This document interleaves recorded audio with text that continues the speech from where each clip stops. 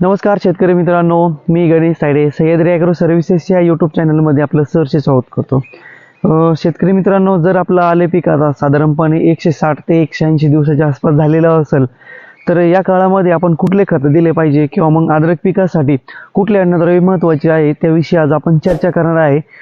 तत्पूर्वी जर तुम्ही चॅनलला नवीन असाल तर चॅनलला सबस्क्राईब जरूर करा आणि व्हिडिओ शेवटपर्यंत जरूर बघा।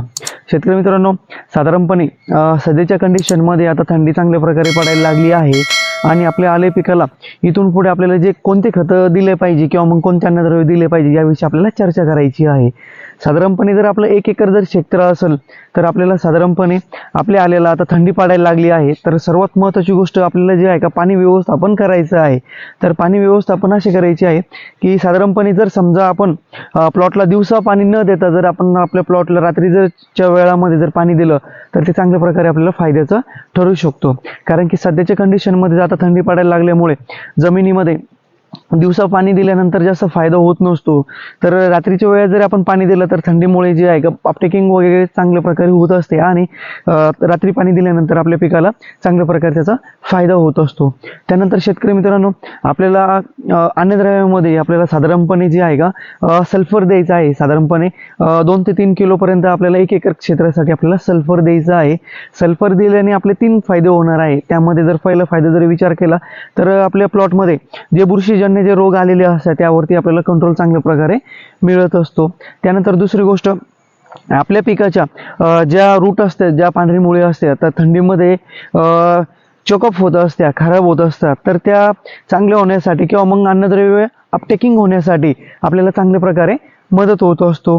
आपण या व्हिडिओमध्ये बघू शकता, आता हे जे प्लॉट आहे याला आपण सध्या याची एक मुळे चेक केली आपण, तर याला आपण सल्फर वगैरे दिलेलं होतं।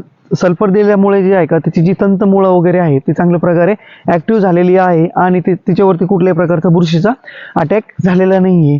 त्यानंतर शेतकरी मित्रांनो, सल्फरचा आणखीन एक फायदा आहे, जमिनीमधील जे एस्ट्रो दिलेले जे अन्नद्रव्य असतं तर त्यांना अपटेकिंग होण्यासाठी आपल्याला चांगल्या प्रकारे मदत करत असतं।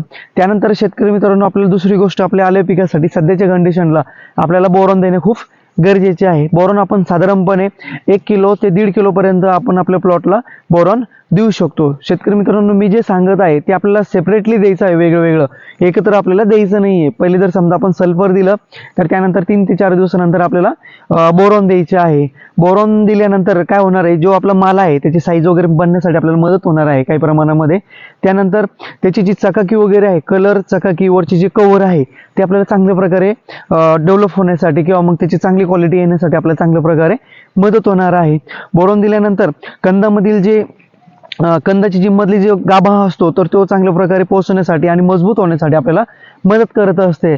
त्यानंतर शेतकरी मित्रांनो, आपल्याला ते झाल्यानंतर एक साधारणपणे 3 ते 4 दिवसानंतर आपल्याला 1 एकर क्षेत्रासाठी आपल्याला 25 किलोच्या आसपास आपल्याला 0050 द्यायचं आहे।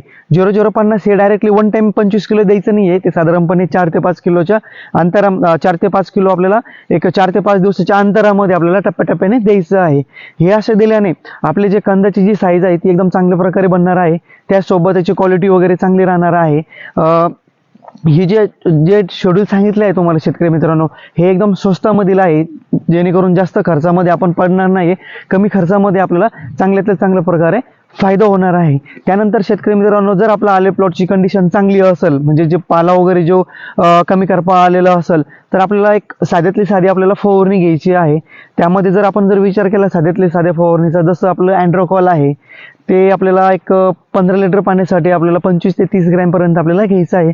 त्यामध्ये कुठल्याही प्रकारचे एखादं साधं मायक्रोन्यूटन जर घेतलं आपण इडेटा फॉर्ममधलं तर ते घेतल्यानंतरही आपल्याला चांगल्या प्रकारे फायदा होऊ शकतो, जेणेकरून जो आपला आले पिकाचा जो पाला आहे तर तो पाला चांगल्या प्रकारे आपल्याला टिकून राहण्यासाठी मदत होणार आहे। पाला जर आपला जास्तीत जास्त दिवसापर्यंत टिकला तेवढेच आपल्या आले पिकाची खाण्याची जी क्रिया आहे जास्तीत जास्त दिवसापर्यंत राहू शकते आणि पाला जास्त दिवस राहिल्यानंतर आपल्या उत्पन्नामध्ये वाढ होण्याचे जास्तीत जास्त आपल्याला चान्सेस आहे। त्यानंतर शेतकरी मित्रांनो, पुढील व्हिडिओमध्ये आपण नवीनच व्हिडिओ बनवणार आहोत। त्या व्हिडिओमध्ये आपल्याला साधारणपणे ज्या शेतकऱ्यांना खोडवा प्लॉट ठेवायचा आहे किंवा मग ज्या शेतकऱ्यांना आपल्याला फेब्रुवारी मार्चपर्यंत ठेवायचं आहे, पण पाण्याचं समजा कमी पाणी असल्यामुळे, तर त्याचं आपल्याला योग्य मार्गदर्शन कसं मिळालं पाहिजे किंवा मग आपण योग्यरित्या पाण्याचं नियोजन कसं केलं पाहिजे आणि आपला प्लॉट जास्तीत जास्त दिवसापर्यंत आपण कमी पाण्यामध्ये जास्त कसं ठेवलं पाहिजे, त्याविषयी आपण चर्चा करणार आहे.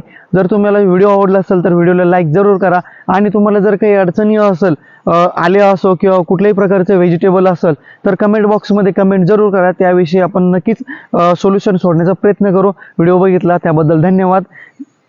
थँक्यू.